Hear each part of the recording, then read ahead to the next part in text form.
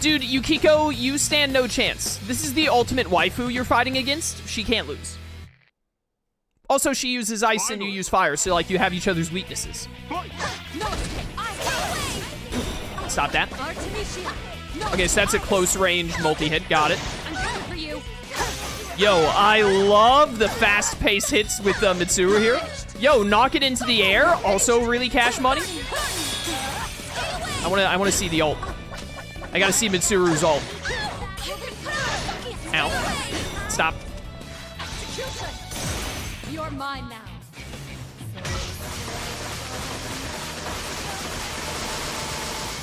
Until you finish. Yo, that was sick. Start taking pictures of her. Yo, that was awesome. I love that. She also pulls out the evoker for the finisher. That's sick.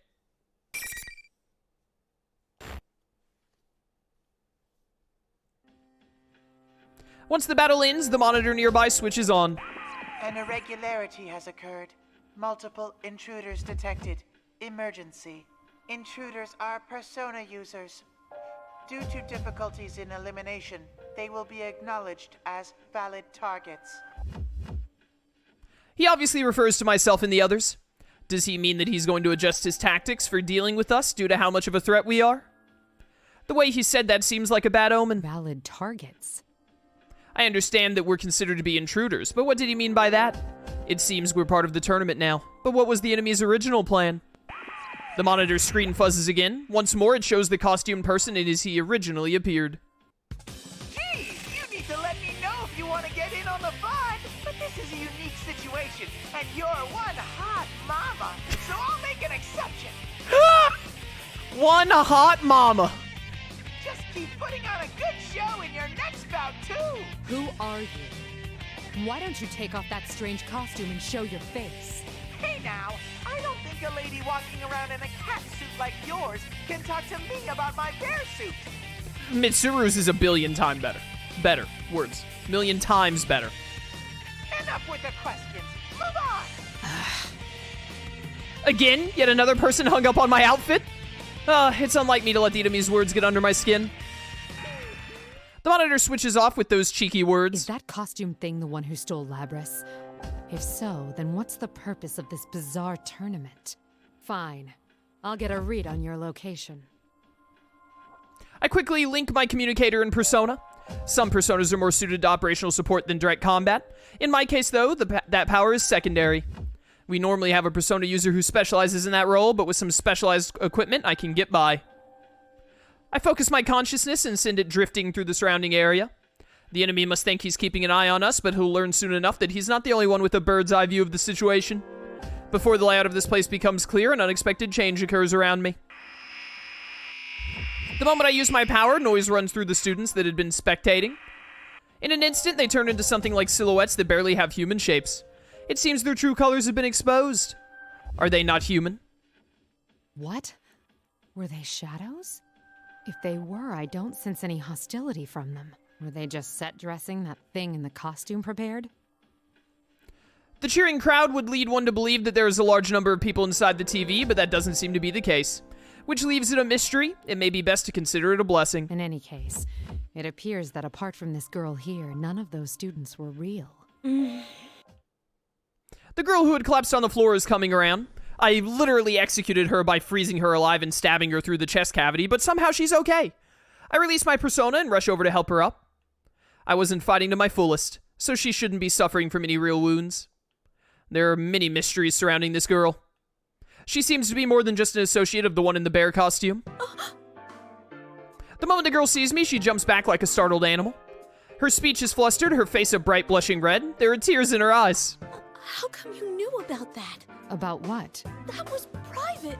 I never even told anyone at the inn about that. I can't believe someone I've never even met before knew. The girl covers her reddened face in shame. I try and think back to what I said to her. Did I point out anything that would cause such a reaction? One detail jumps out at me. When the girl's manner of speech shifted before our battle, it wasn't just her personality that abruptly changed. Though we had just met, she talked as if she knew more than she should about my past. That reminds me. That noise I sensed earlier is gone. Yet the girl before me now no longer bears any of the senseless animosity from before. Seems to have been some kind of interference from the enemy. Come to think of it, that bear was egging us on. The interference must have been to ensure two total strangers would fight. General Teddy, was it? He looked comical enough, but he certainly put an elaborate scheme in motion. No! How could Teddy... She seems to have finally calmed down and continues muttering with a perplexed expression. You know the one in costume, I take it? Oh, I know him very well. He's usually not like this at all. I take the girl's hand and again help her to her feet. I'm Mitsuru Kirijo. I've come here in search of a unique object. Why don't we start over? If you don't mind, I'd like to hear a little about yourself. Yes. Oh, my name's Yukiko Amagi. I'm sorry for losing my composure just now. So, Amagi, why did you come to this world? Where to start? So many strange things happened over the last year. At first glance, she looks like an ordinary student, so why is she here inside the TV? Amagi briefly summarized her recent past to me in an even note of voice. According to her, this world was prominent in a serial murder case last year. She and her friends awakened to their personas while investigating the case and eventually solved it. This world is formed by people's thoughts, and at the case's conclusion, it returned to its original state. None of this contradicts what I learned from Detective Kurosawa. A realm inside a TV, formed by people's thoughts. Oh, just wait until you see Palaces from Persona 5. It sounds absurd, but that would explain the incongruity I sensed when I used my persona. We thought the case had been solved, but lately there's been another strange program on the air. My friends and I couldn't ignore that, so we came back here. Your friends? Are there others here besides yourself? Yes, I was with 3 other people, but we got separated when we entered. The one in costume and the girl who called herself Rosette are friends of ours too, but they're acting so strangely. So this is not the way they generally behave then? I can tell from Amagi's reactions that normally she trusts those two implicitly. Considering what the enemy did to her earlier, could they be under his control as well? Either way, it sheds no light on the theft of Labris. How are they related? Or is this incident only a coincidence? There's one more thing I'm curious about. Have you ever heard the name Labris? Labris? No, I don't think I've ever heard of that before. What is it? It's the thing I'm searching for. What makes it problematic is that I know nothing of its appearance. Honestly, I'm not sure it has anything to do with this disturbance, though I can't write it off completely as irrelevant. Though it appears that there's no connection, whoever went so far as to hijack a plane to steal Labris brought her all the way here. No matter how I look at it, that means something. Anyway, thank you for your cooperation. I understand the situation better now. We should stay together going forward. Whoa! Think again, ladies! General Teddy suddenly appears on the screen to interrupt our conversation. Only the winner of each bout can go on. That's rule number 1 in the Grand Prix. How exactly can that rule be enforced? As if to answer my unspoken question, Amagi makes an odd gesture. Huh? There's nothing here, but I can feel something. A wall, maybe? Wait, but Mitsuru-san could... Amagi looks at me expectantly. I take a tentative step and walk through the place where she claims there is a wall. Like I said, you're stuck there until the tournament's over. Only winners get to go. Come on, miss. You won. So it's time to barrel forward to the next stage. I must leave the girl alone in this strange world then, though I'm uneasy about doing so.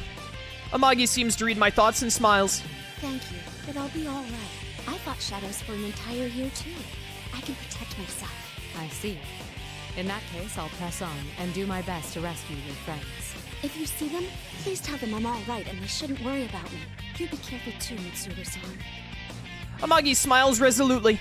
She's a very strong girl. All right, I'll pass that along. I nod, acknowledging her wishes, and turn my back to walk away. Not only do they tamper with our minds, they prevent us from leaving until the tournament is settled. It may not necessarily ruin friendships, but there's no way forward than to fight one another. What a loathsome trick. It seems the mastermind is intent on us fighting each other. I grit my teeth in anger. Amagi's clear eyes remain in my heart. This operation, it's no longer just to retrieve Labris. I make a silent vow as I go. Everyone who has been dragged into this must be rescued. We'll rescue them by beating them up first. The hallway, my favorite area in the game. Another dead end. As I stepped into the school, I realized that these invisible walls are everywhere, blocking off routes that seem open to the naked eye. Why is the thief who stole Labris gathering Persona users in this world? Not having a clear idea of their motivations is compounding my anxiety.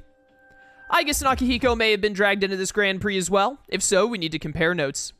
If all goes well, we may figure out the location of the mastermind behind this that I failed to grasp earlier. After quickly confirming that there are no shadows nearby, I link my communicator with my persona. I focus my consciousness and send it drifting throughout the surrounding area. Hurts. So lonely. That's Labris. What was that? The presence is faint and I can't tell where it is, yet I can definitely hear a voice. It seems I could sense it because of my secondary support capabilities, but when I focus harder, it doesn't seem that they're trying to communicate with me. It's more like the words and the intense emotions behind them are seeping out of the room itself, perhaps even from all around me. Eventually, the voice becomes clearer. Who did you already finish? Yeah, all the Persona 4 casts so far. We just started Mitsuru. I'm scared. I'm alone.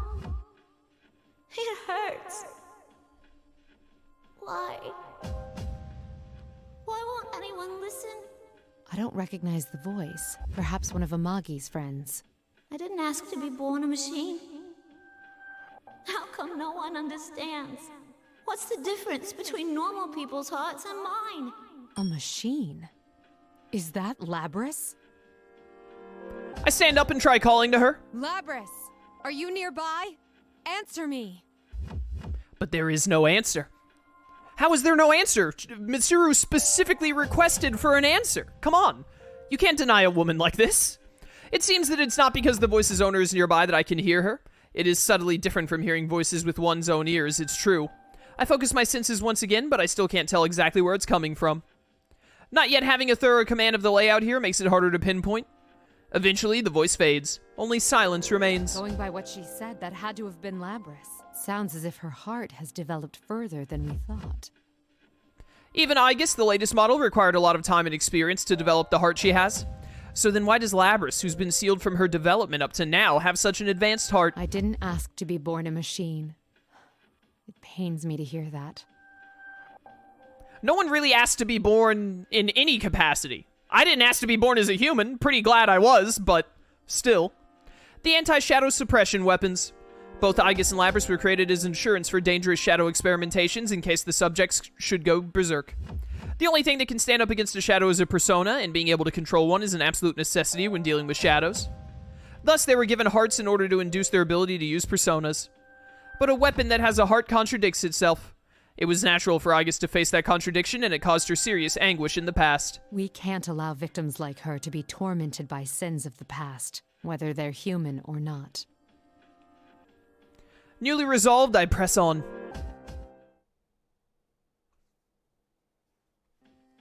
I continue through the school, still unable to contact Aegis or Akihiko. Chair room! The invisible walls seem to be leading me towards a gym. Compared to the one back at Gekko-Kan High, this one is rather modest, but the chairs stacked to unusual heights and the monitors everywhere give it an eerie air. Ah, the monitor is switching on again. But this time, it's not showing General Teddy. How strange. This appears to be a commercial for a fighting event. Oh, are they going to show it to Mitsuru? What in the... A succession of young men and women are introduced as participants. One of them I recognize as Amagi. Oh, we don't get to see the animation? Dang it! They're wearing the same uniforms as Amagi. I assume these are the friends she spoke of. All of them are introduced with horrible epithets, but the Amagi I met in person was a completely different, sophisticated girl. I suppose the enemy made up all the taglines. Just as Amagi's introduction ends, the video suddenly turns off and General Teddy's face appears on screen. I had to completely rejigger the bracket to accommodate 3 new contestants. Sheesh. 3 new contestants. Myself, Akihiko, and Aegis? On the other paw, a tournament's more exciting with more people in it. But getting back on track, allow me to introduce your next opponent. When I enter, someone who had already been there turns around. His face. It was on the video a moment ago. Yosuke or Narukami? Narukami. Dang. There's people besides us here? I thought that they would want Narukami as the protagonist to show up, and I figured if he didn't show up here, we might not see him, because there's no way we're going to run into every Persona 4 cast member. You're... Holy crap, she's smoking hot. The thing she's wearing doesn't hurt either. You were in that video just now. What was it they called you? Captain Ressentiment? How come you remember that stupid title and not my real name? Figures I need a knockout like this, and she already knows about that. God, I wish I was dead. Poor Yosuke, man. I feel ya. Apparently, the epithets from the video hit a sore point with the people featured.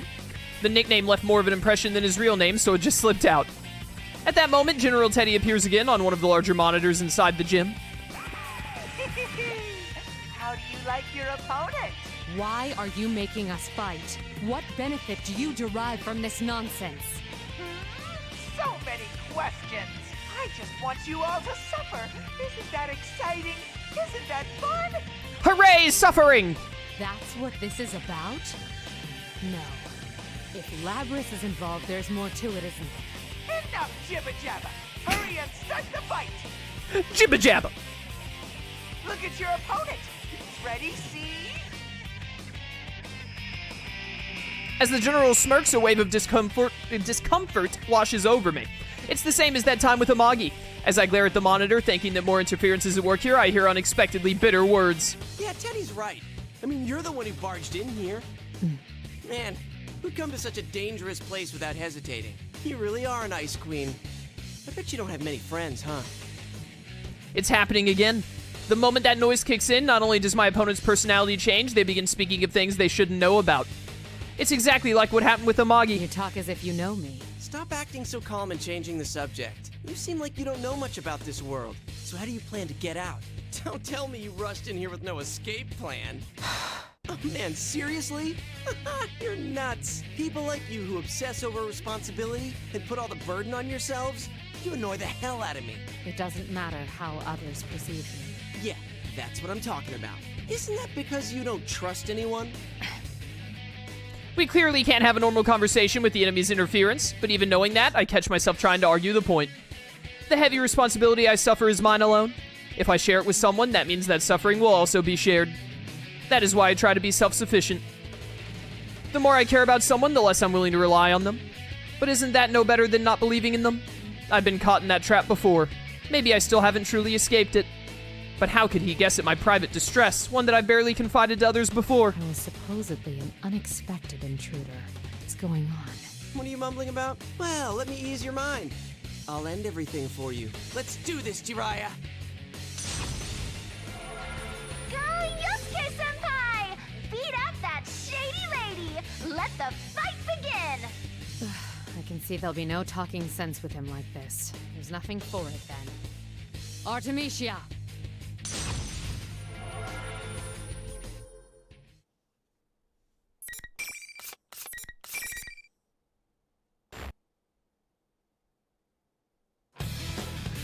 Here we go, lads.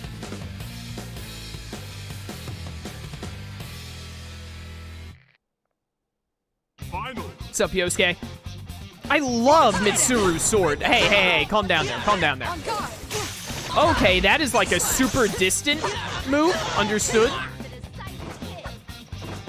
Hey, let me kill you. Yo, gave him the boot. I love that. That was sick. Whoa, what you doing? What you doing there? Stop it. No more of this. Alright, I do not like Mitsuru's circle move. It misses a lot. Hey, I win, though. Yosuke probably likes being stepped on, to be honest. He seems like the type.